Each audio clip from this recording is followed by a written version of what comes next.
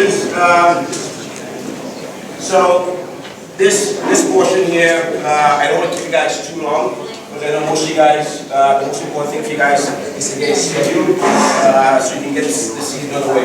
So this presentation, I want to go through really quickly. I want to go through this slide deck really quickly, but I also want to make sure that you guys get some of it.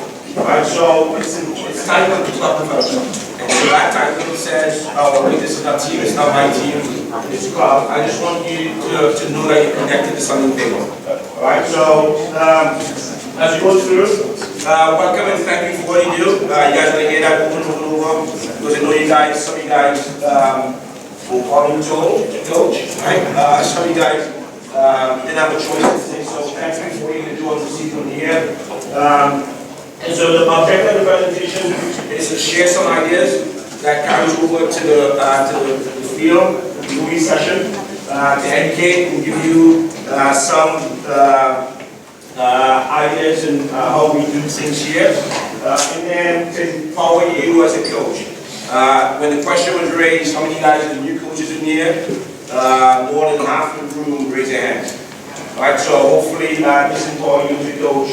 And then also to ignite you, so that you can ignite your players as you go through. Okay?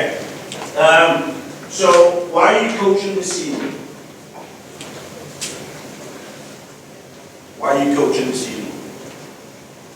Your child had an interest, right? There's a school-based team, somehow you get pulled in. You're a former player, and now you're getting your child, a second generation soccer player, involved in the game. Right? But why are you coaching? Anybody? A difficult question. Fun? Right, fun? What else? It's the only way my daughter would play. Right, so the way to play, right? And the reason for me asking this question is, okay, if you don't know why you're coaching, if you're out there, okay, so probably you're not going about things the right way. Right, so for me, at this level, I'm coaching, I should be coaching, to provide a fun and safe environment so kids can express themselves and grow and develop. Right, so those are the things in there that we ask ourselves, why are we coaching? To expose our players or kids to different things. Right, so for us, our philosophy, we think small-sided games are best to teach. Small-sided games are best to teach. Alright, in small-sided games, it allows the players to have unlimited interaction with the ball. Right? In terms of development, these exercises or these small-sided games promote fun and enjoyment. The two most important things in the game for these kids: fun and enjoyment. Alright? The last bullet point here, players under 11 are routinely structured into positions. And I ask you guys as you go out, and you guys discard that altogether. You guys will now in the 4v4 game, do not worry about positions, throw it out the window. Right? It's a detriment to the players. Right, so the building blocks. Soccer is a game of shapes. Right, and so the two most important shapes, basic shapes in soccer, is a triangle and a diamond. Right, for some of you guys who are now with the pre-K, no, that's going to happen, right? So your shape is just going to be one big old, just one. Right, and that's all right. That's okay, right? So the basic shape we want to get to is again for diamonds and triangles. So in the game of 11, the game is actually broken down into smaller portions, right? So as you see in here, 5 versus 2, 4 versus 3, and then it comes down to actually a 1 versus 1 game. That's what it is, right? Alright, so small-sided games have players to learn small shapes and develop them how they relate to the full-size game. So as you guys go through, those of you guys who know with the 4-year-olds or you 5, you 6, it's going to look a certain way, and then in your second year, hopefully you're still with somebody else takes that group, then it looks a little bit different, and then shapes start to emerge. You start to see some of the triangles, you start to see some of the diamonds in there. Right, the numbers that you play in allow some of that to come through. So in your triangle 3 players, right? We don't play 3 versus 3 in our leagues. We stand 4 versus 4. But 3 versus 3 around the country. A lot of times they play 3 versus 3 the younger players. So 4 versus 4 gives you a diamond. And a diamond shape provides all the principles of play in soccer. So it provides attacking principles and defensive principles. Right, so attacking principles, you have a diamond. How can we lengthen the field and get high? How can we provide depth? And then how can we provide width? And those are attacking principles in the game. Right? Defensively, how can we provide compactness?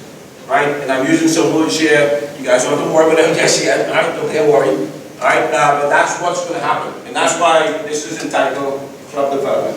And that's what we're heading towards. Right, so I think attacking shape here. You see the blue team, if you can see up here. In the group was 3, the player with the ball, and then there's a little bit of depth you can play back to, and then play wide.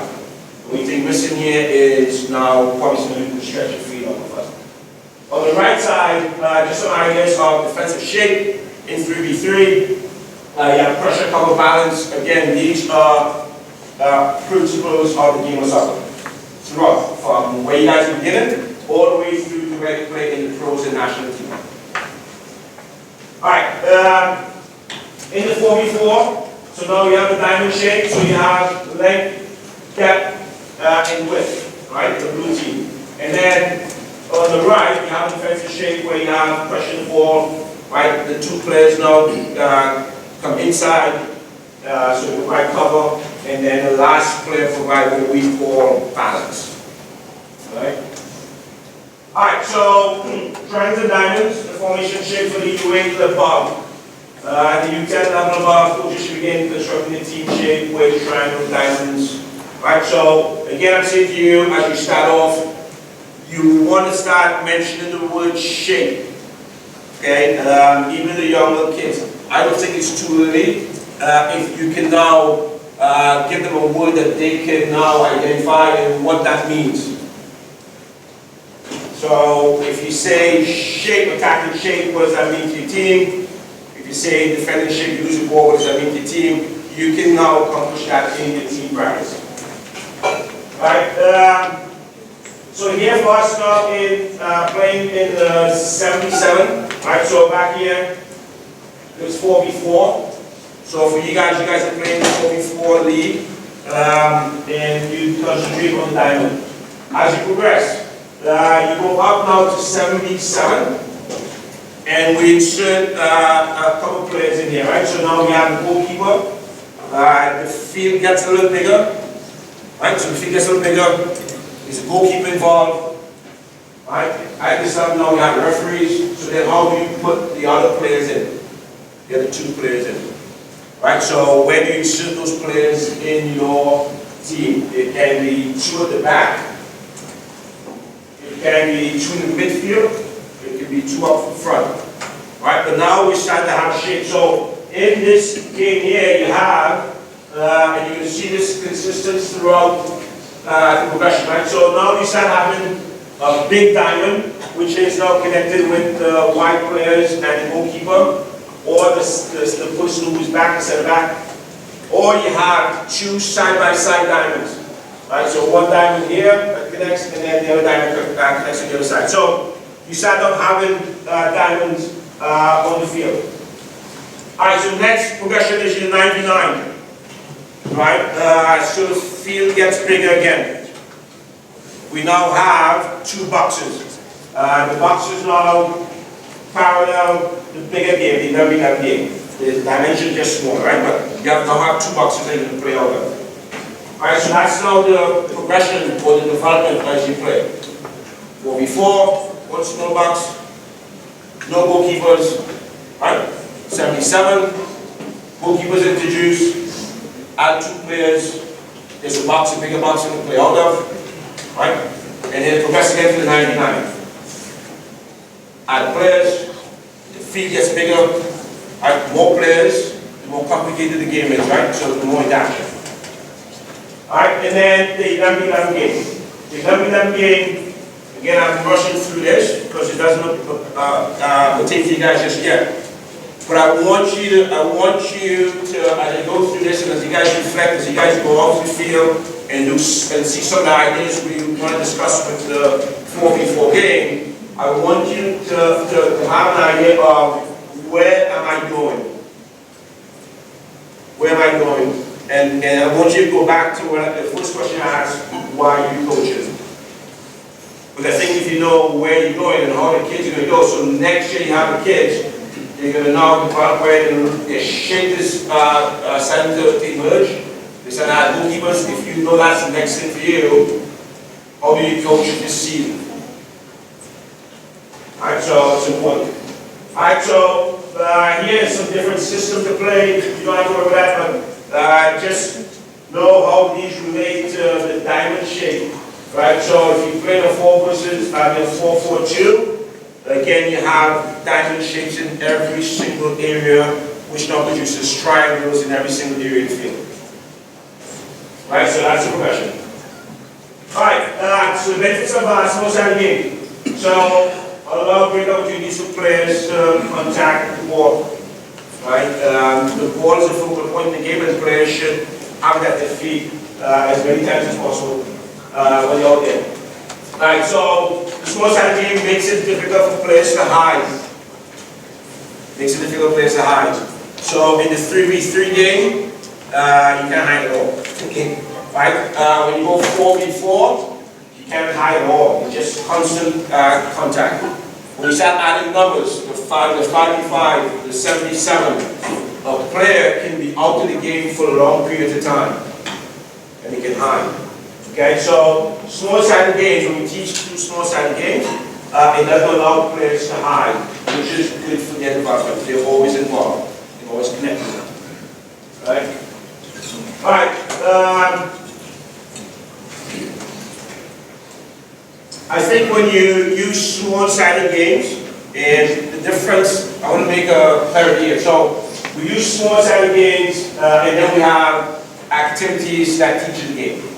Right, so I'm going to go through that sometime with you guys and kind of go through the difference. Right, so small-sided games would usually have some sort of tactics in it. Right, it has some sort of tactics in it, and it allows, the environment allows players to solve the game, and for you to guide them at times, and for you guys to give them information at times, so that they now can learn from the game itself. A lot of the activities that we do with the 4v4, the exercises themselves teaches the players certain tactical things or certain technical application. The games themselves. So you use a coach as you go through and you set your practice up. If you're choosing those games and you're using those games, you don't have to know, why you're dribbling this way just yet. You don't have to tell them what you're dribbling just yet. The game itself will condition the player. Alright, let me move through here. So, I want to talk about the slanting line theory. Right, so when you're coaching your players, think about how you're going to engage all the players. So, if you're doing certain things one way, and so that represents a straight line approach.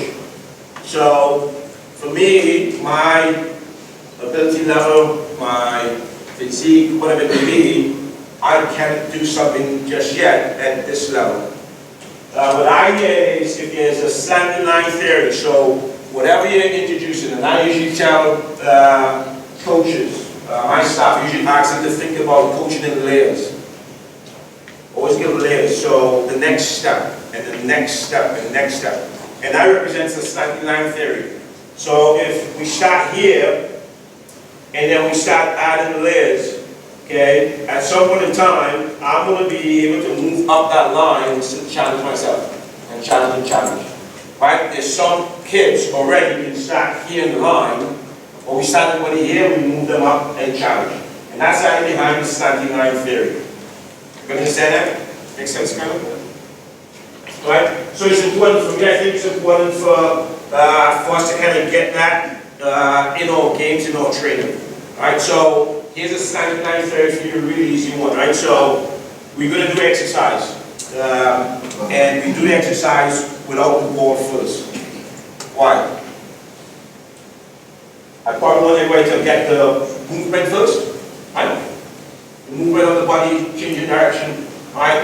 And it'll be difficult for most players to do those movements with the ball at the feet. So introduce the movement first, and then, okay, here's the ball. Right? So that's the standard game theory. Without the ball, right? And then now we start challenging. Okay? Alright, so we want to talk about requirements for growth experiences. And so expansion. When we think about expansion, opportunities for players, expand opportunities for players to be involved and engaged, right? So any exercise that expands those opportunities. So I'll tell you one here. So there's a game you play, you probably play knockout, right? So you play a game of knockout. When I say knockout, let's say it's a tag game. And if I get tagged, then I'm out. Right, who's the first player to get out? Who's the first player probably to get tagged? So it's probably read this, right? So now that player is on the outside and not getting the repetition, right? So how can we expand opportunities for that player to be always involved? Rotate them with the next player, right? Find some way. So when I get out, maybe I do 20 push-ups. Maybe I do some toe taps, and then I get back in the game, right? So I'm always expanding in those ways that I can now be included in the game, right? So you want to think about that. You don't want players sitting out. Right? If you look at your team, the group you're working with, when you do those things, the weaker players are the ones who are sitting out, and that's not it. Right? Equalization. So challenge and equalize opportunity for each player to experience a challenge and grow their own level or their own ability. Right? So you want to make sure that you have challenges. This may be a lot of times in the game itself to allow players to develop and grow at their own rate. Right?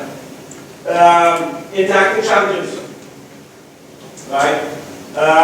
Players are participating at their own level, and they're actually contributing to the development of others and the team. Right? And usually you can do this with probably now your better players, the players who are ahead, right? So how can they help the other players? How can you use them to help the other players? Tell me. One way. Use them as your demo. Right? You've never played the game. Right? You can't dribble, you can't pass at this point in time. Right? So there's a little Billy can dribble. Right? Use Billy. And how can Billy now improve or help develop other players below him. Right? That's an idea. Alright, so basically for children, we know movement, success and approval. Right? So success and approval from you as an adult. Right? I remember Anson Dorrance with pleasure. I remember a very renowned coach says we always want to try to catch our players being good. Right? So our kids want approval. They want approval from you as an adult. That they're doing things right and they're listening. Right? So make sure that you're praising them. Right? Peer acceptance and social competence. Right? So they want to be accepted by their peers. So for you guys as coaches, the social interaction, right? So things that you can do off the field, things you can do before practice. The orange slice that somebody mentioned earlier, right? Is probably the most important thing at this age, right? For them to go ahead and get that stuff. So the social aspect, right? So cooperation and competition. We do the competition for you in the scheduling. For you now, it's making sure that they understand cooperative play in their team and league. Fitness, adventure, creative satisfaction. Right? And I put this in here. I think this one is very important for us as coaches because a lot of times we take away that from our players at an early age. So creative satisfaction, the ability to express themselves. And then rhythmic expression. Rhythmic expression, right? So how do they express themselves brilliantly on the field. And then obviously to learn to know to get better. Right? Okay, so we talk about, I think we mentioned this, the difference between drills and small-sided games or activities. Alright, so in drill, okay, so we put players in lines. Alright, so it's a little static. Alright, so it's a little military. Alright, do this. Alright, it's boring. Right? You have players in line. No thought, I just got to follow what coach is saying. I just got to do what coach is saying. Right? It's boring. I started getting now where I'm not getting enough repetition. So for instance, let's say we're doing a shooting exercise, right? So you've got to dribble downfield and shoot.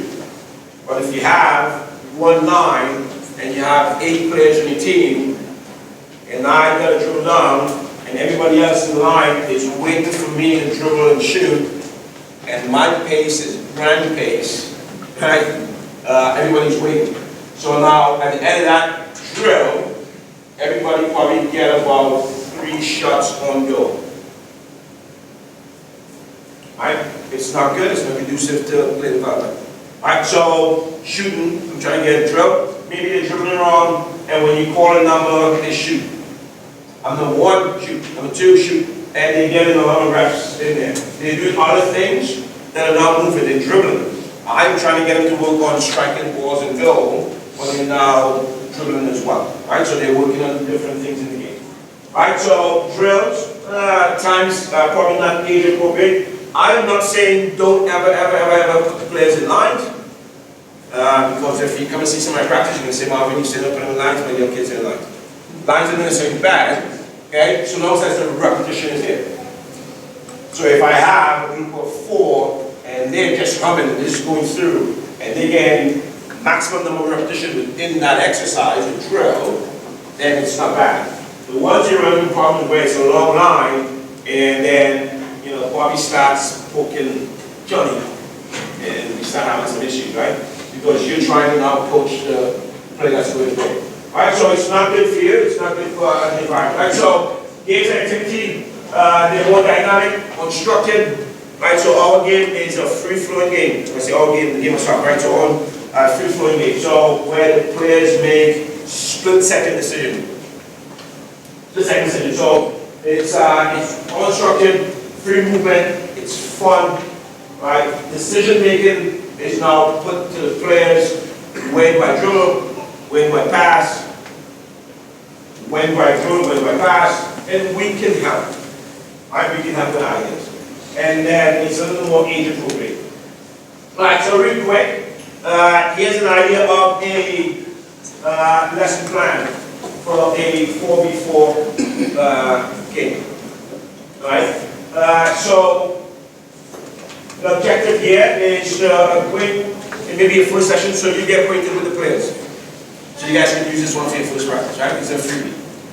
Alright, so acquaint yourself with the players and have the players be more familiar with the ball in the field. And then the last one I'm going to get in this practice session is for them to react to my voice. Alright, so the practice session looks like this. So I start with about 3 minutes of body part dribbling. Body part dribbling. So body part dribbling is as you go around and you start, as a coach, you can say, put an elbow on the ball, put a knee on the ball, put a back on the ball, and this gets fun, right? So I guess put your lips on the ball, your nose on the ball, that goes up. Alright, so the idea is you're just dribbling around. Alright, and you say put a knee on the ball, get down, put a knee, so different body parts here identified. Alright, a little bit of stretch. And this age, players don't need any time to really stretch, but you can start to do some nice stuff. And then math dribbling. Okay, so we start dribbling around, everybody the ball. Okay, so on my signal, this is the number I call out. I call that number out, I need you guys to get that group of that number. So dribbling around, everybody's dribbling around, get a decision where to go, what foot they're using. Twos!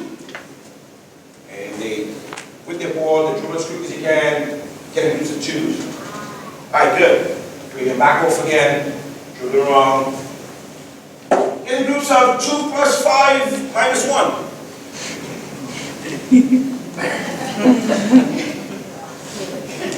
Alright, so it helps them, right? Socially, it helps them to problem solve quickly. It helps them to know to get into groups of whatever number you call, right? So you can make it as fun as you can. But think about those activities and what you're going to get out of them. I just put these together just as examples, right? So we have a ton of these on the website,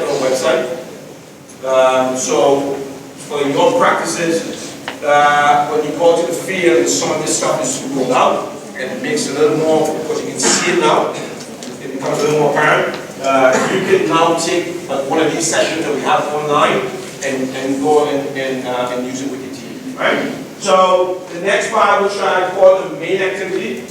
So I start off with, probably like shadow dribbling, right? So shadow dribbling is, Coach, you and I are going with partners, right? So you have a ball, and I'm your shadow, right? So you're dribbling, and wherever you dribble, your shadow's got to stay with you, right? And that itself, exercise like this, sets up, again, remember I told you guys activity teaches, right? A lot of stuff. So in the game, you're trying to lose me, right, in this exercise. So you do all the cuts and you're looking, right? And I always tell parents, when you do this, you're standing in there and you don't know the magic you now creating and doing with these kids. Because as I'm dribbling to try and get away from my teammate and I'm looking over my shoulder, those are such critical things in the game. And then the shadow is trying to stay with me, the reaction to a play movement. The reaction to the play movement and reaction to the ball. Right, so those games are setting up, right? So going through. So I give a water break, and then now I go through a little more social thing, bring them back in. Everybody's in. Alright, so everybody's in, quick tag game, and you're just trying to tag as many people as you can. Alright? So instead of having one person in, everybody's in, they still now dribbling, right? Remember my objective for this session, right? So you have to get familiar with the ball at their feet. Right? So it's not jumping around from one thing to the next, right? So it's staying consistent with that, right? So the next one is red light, green light. Red light, green light. So I want to go a little more directional. So red light, green light, again, you go, the player starts on one side, coach says green light, you start dribbling. He says red light, you start with the ball, right? And you can give them whatever you want to suck the foot, the knee, the butt, whatever, but you start the ball, yellow light, you go slow. So they now pay attention. Your objective is now is for them to pay attention or to react to my voice and my command, right? So there's now red light. Right, so that's next. And red light, green light also has to do again with ball control, because if I don't ball my feet, I can stop when or go when coach gives that signal, right? Pac-Man is a little game where, again, it's a tag game where everybody's in, so they now back into a little more social, and it's kind of competitive. Water break, we play a 4v4 game. Right? We end practice with how we're going to play the weekend. Right? So the 4v4 game now allows you to introduce different things. Right? So how are we going to kick off? How are we going to start the game? The referee blows the whistle, and you guys are the referees, right? In this case, tweet. How are we going to kick off? We're going to play the ball down the field, we're going to play it back. Right? Those are things you can go over now in the 4v4 game at the end of practice. The last 15 minutes or 20 minutes, right? That's it, 15 minutes here. Right? So when the ball goes off the field, how do we restart the game? Right, how do we restart the game? For this age group, it's a kicking, right? Then the ball will be back in, right? Sometimes they're kicking by the parents, and the parents are close enough, they can kick the ball back in, right? So you want to go over that stuff. Right, when the ball goes off the field, on the opponent's end, and we kick off last, how do we restart the game? And so forth and so forth, right? So this is the time you want to address that stuff to get the team ready to play. Right? For some of you guys, younger kids, directional play maybe this year, right? So how do we now get them to understand directional play? So in your practice, Right? I've seen a lot of coaches where we probably neglected some of the stuff, we did the lines and all the stuff, and then we get to the game, and the players have no idea what they're doing, right? And then you're running around trying to tell them, come on, Johnny, you got it. Alright, so if you do a better job here, now, it still will be chaotic at time, but then they'll be able to go.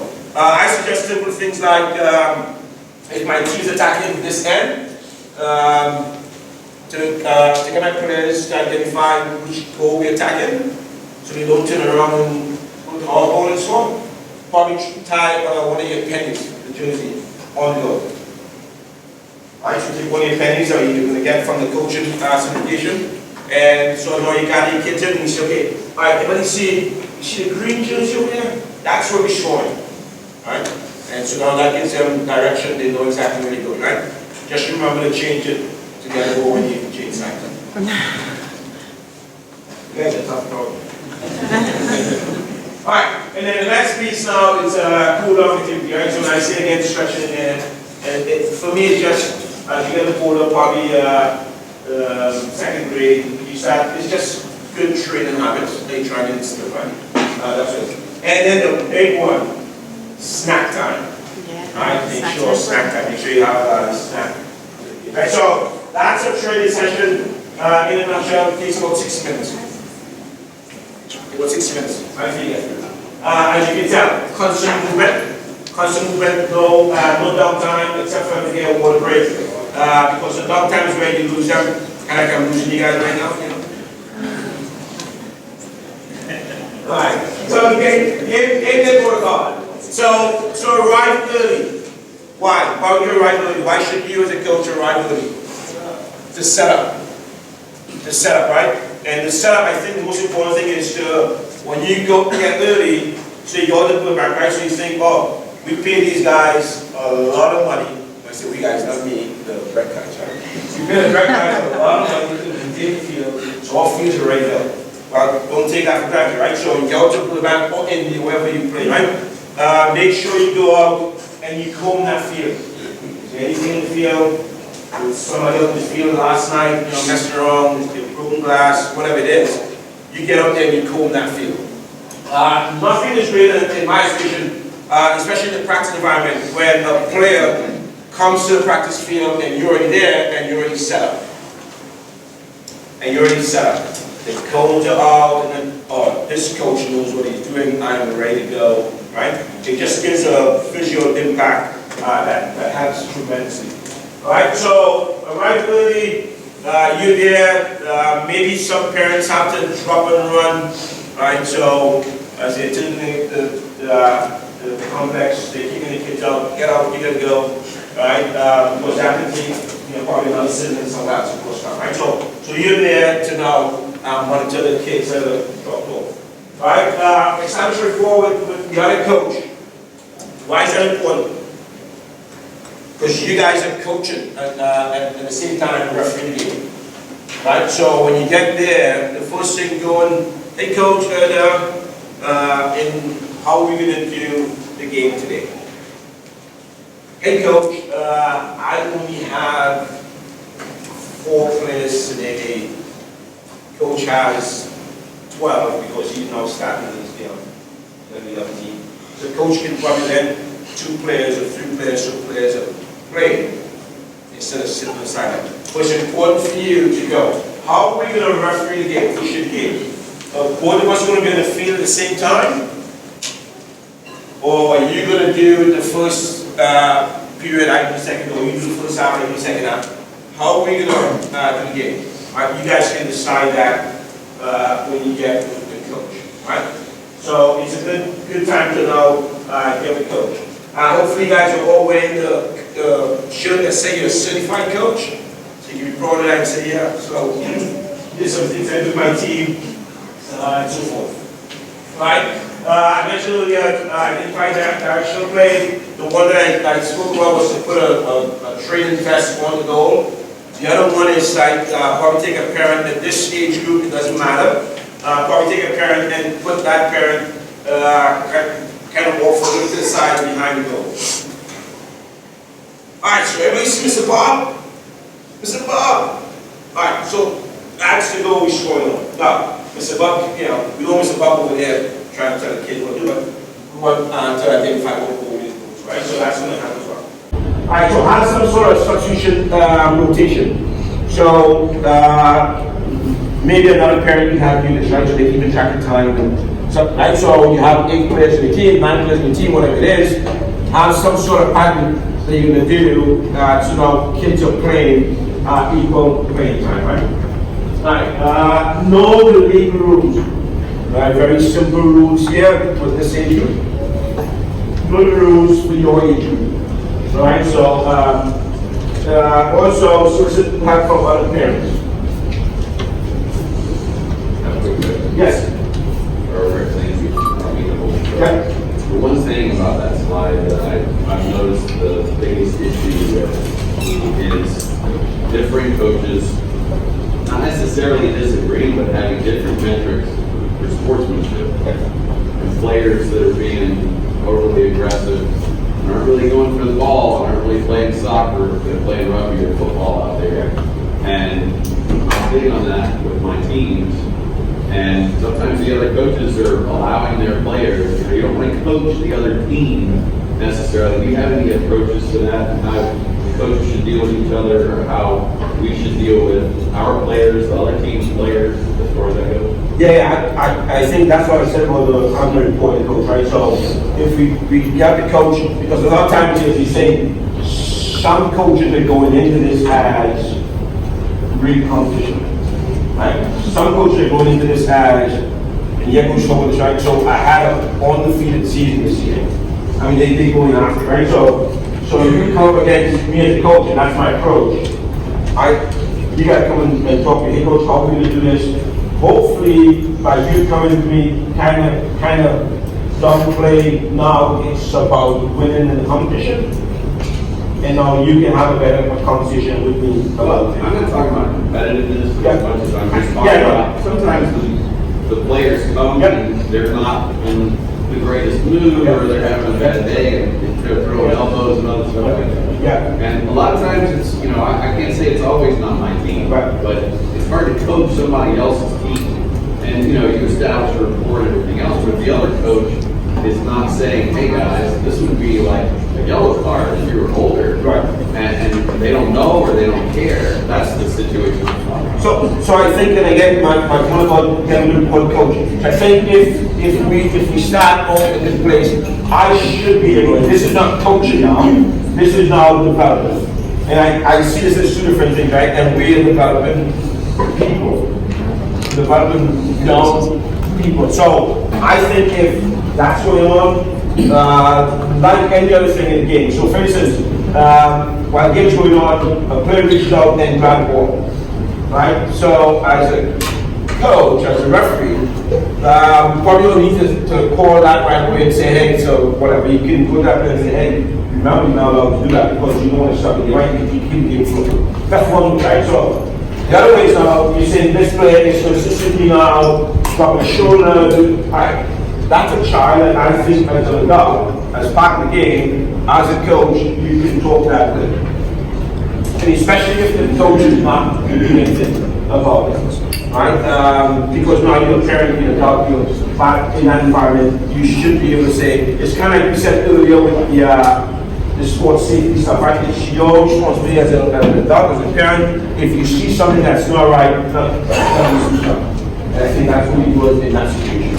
Matt, to jump on that, there have been many times when I've had to go over to the field and kind of be a mediator between the 2 coaches, and again, that's what the number on the back of the card is for.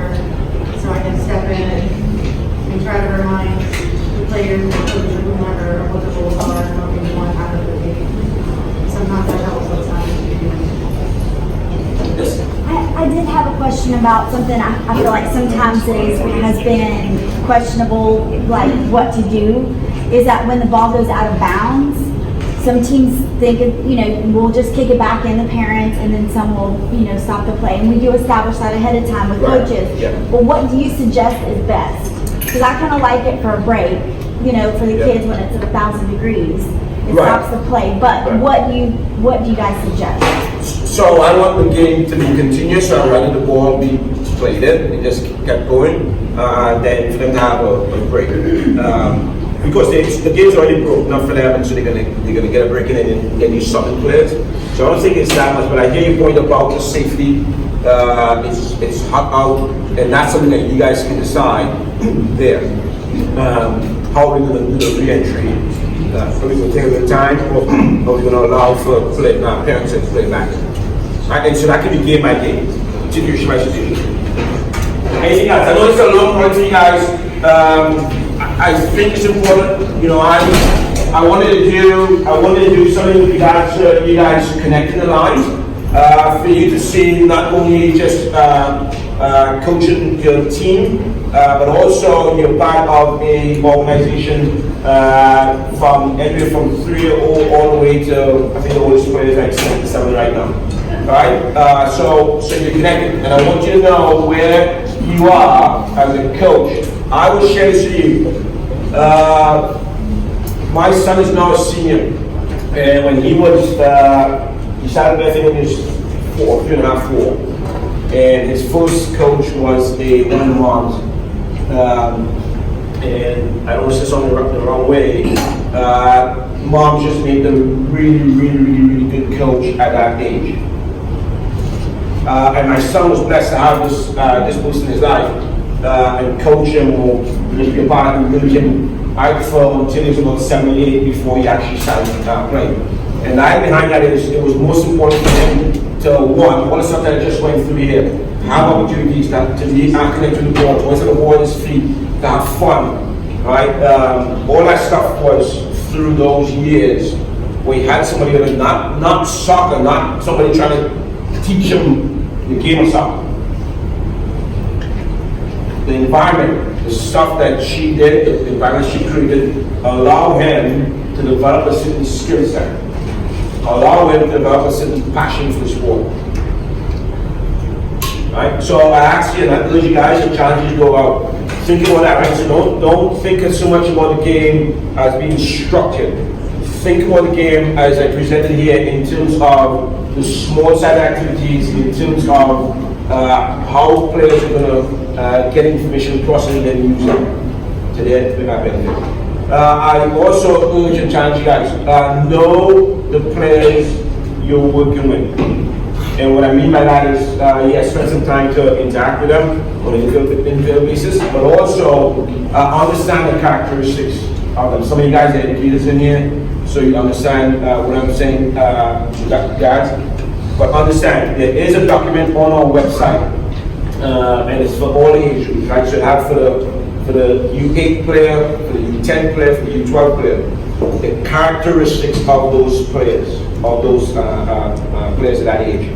It's important, I think, when you understand who you're coaching, you understand those players, you understand the characteristics, then, again, all the pieces come together, and you serve those players the better. Thank you so much for your time.